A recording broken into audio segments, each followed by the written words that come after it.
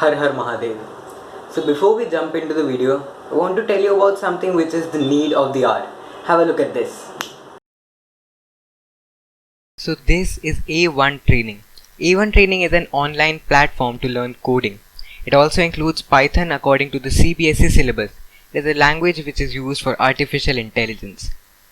It's been more than 2 years of their existence, more than 500 students have been mentored, 300 plus companies they are tied up with, more than 400 students have got their jobs, and more than 8 years of experience the developer plus the trainer has. Along with it, it also includes coding for juniors, which is the need of the hour. As you can see, it also includes mobile app development and web designing or web development, etc. So if you are interested, do not hesitate to visit the site a1training.in/demo. Thank you. Dude, I'm Vroom, not Varun. Brother, call me Max, not Mukesh. This is what is happening to our generation. This is what is going on in our country.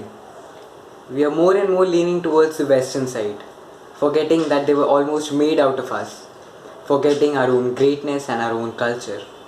But this isn't just a loss to us.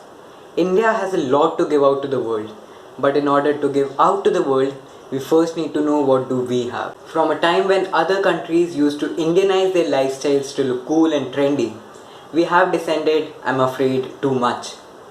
But at least now it's great to see that we are taking baby steps towards retracing our roots.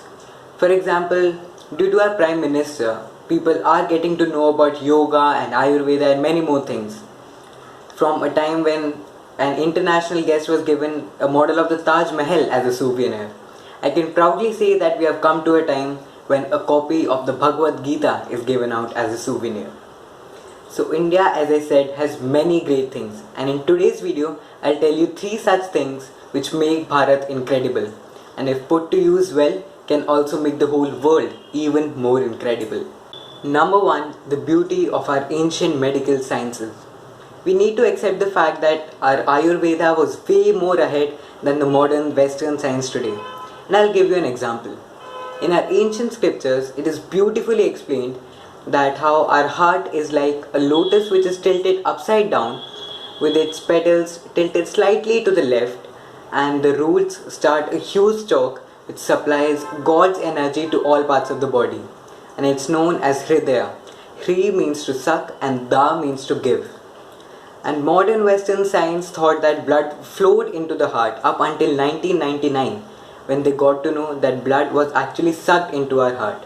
This was already given in our ancient scriptures, but we neglected it and only perceived what the West told us to be true. Number 2, the ancient education system.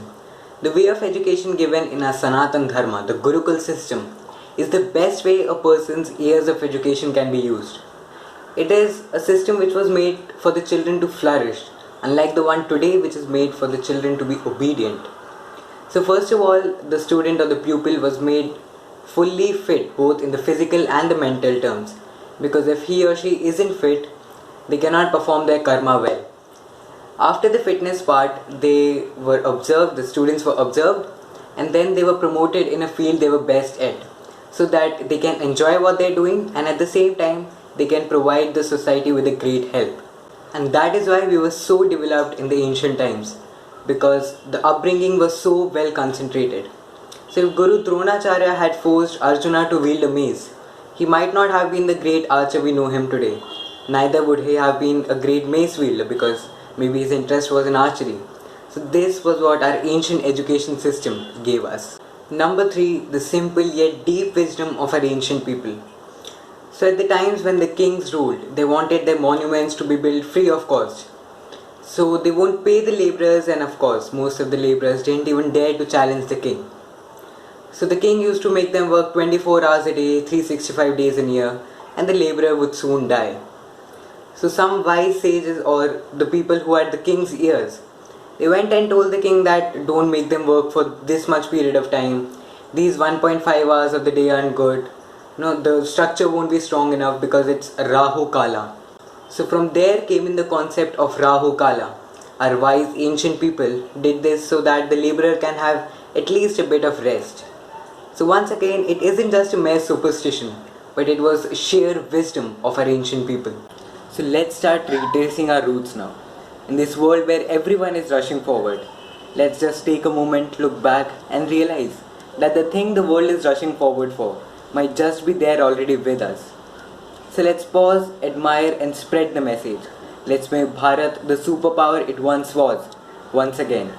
So share this video if you liked it, and share it as much as possible so that I feel that my attempt to make Bharat great again does not go in vain. Keep reading, keep exploring, and keep watching Happy Reading Exploring. Om Namah Shivaya.